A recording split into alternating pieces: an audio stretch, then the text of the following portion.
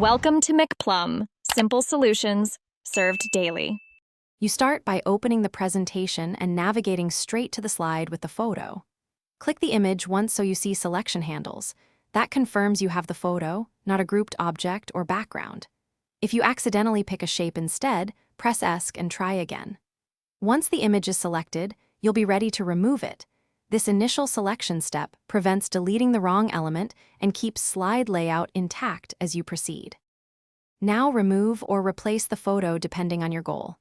If it's a normal image, press Delete or Backspace to remove it instantly.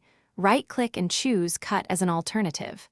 To swap the file, right-click and select Replace Image, then pick a new file from your computer or online sources.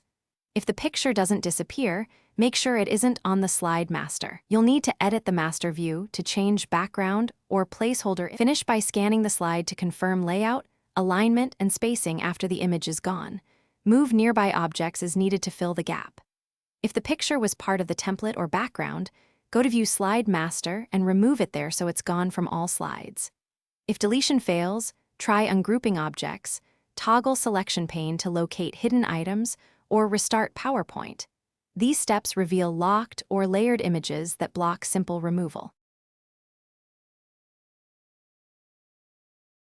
Thanks for watching. Stay juicy and subscribe.